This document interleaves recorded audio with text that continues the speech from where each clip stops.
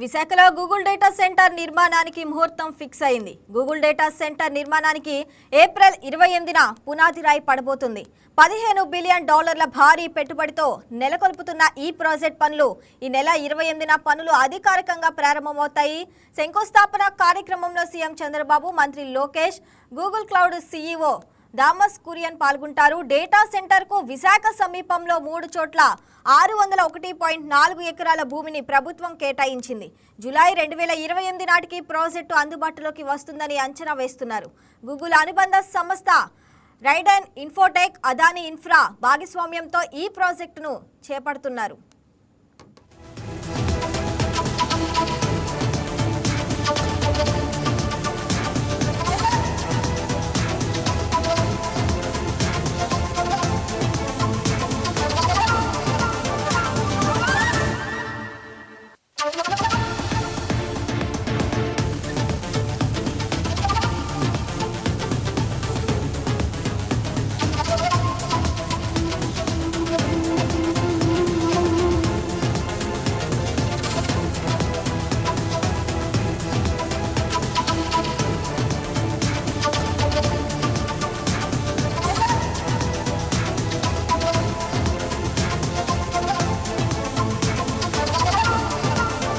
విశాఖపట్నం జిల్లా ఆనందపురం మండలంలోని తర్లువాడలో ఈ భారీ ప్రాజెక్టును ప్రతిష్టాత్మకంగా చేపట్టబోతున్నారు.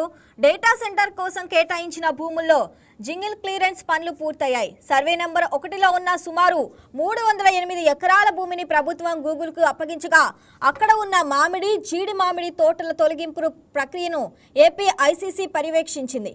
గూగుల్ ప్రతినిధుల అభ్యర్థన మేరకు ఏపీ ప్రభుత్వం భూ కేటాయింపులను మరింత పెంచింది. తొలుత 480 ఎకరాలు అనుకున్నప్పటికీ అదనపు అవసరాల దృష్ట్యా రాంబిల్లి, తర్లువాడ, అడవివరం ప్రాంతాల్లో కలిపి మొత్తం 601.4 ఎకరాలను ప్రభుత్వం కేటాయించింది. ప్రాజెక్ట్ కోసం భూములిచ్చిన రైతులకు ప్రభుత్వం ఇప్పటికే నష్టపరిహారాన్ని వారి ఖాతాల్లో జమ చేసి ఎటువంటి ఆటంకాలు లేకుండా చర్యలు తీసుకుంది.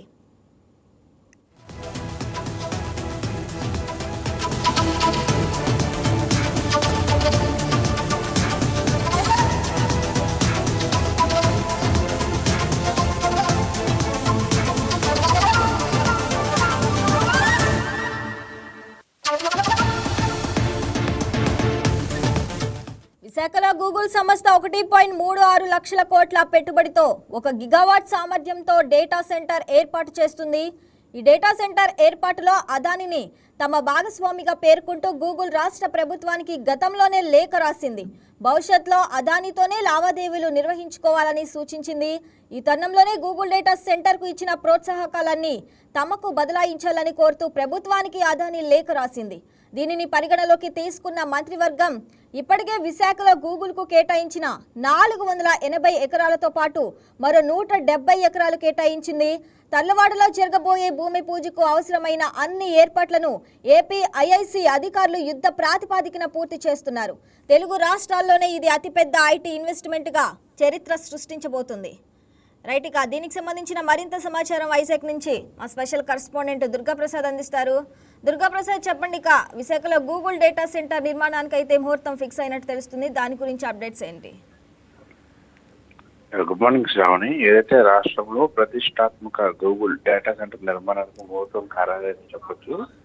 విశాఖ జిల్లాలో ఈ నెల 28వ తేదీన శంకుస్థాపన చేయనున్నారు. ఈ భూమి పూజ కార్యక్రమానికి ముఖ్యమంత్రి నారా చంద్రబాబుతో పాటు ఐటీ శాఖ మంత్రి లోకేష్, అదేవిధంగా గూగుల్ సంస్థకు చెందిన ప్రముఖులు కూడా హాజరు కానున్నారు. అంతర్జాతీయ దిగ్గజ సంస్థ అయిన గూగుల్ అమెరికా విడుదలైన అధిక పెట్టుబడి పెడుతున్న మొట్టమొదటిసారిగా మనం చూడొచ్చు. దాదాపు $15 బిలియన్ వ్యయంతో చేపడుతున్న మొదటి ప్రాజెక్ట్ కూడా ఇదే కావడంగా మనం చూడొచ్చు.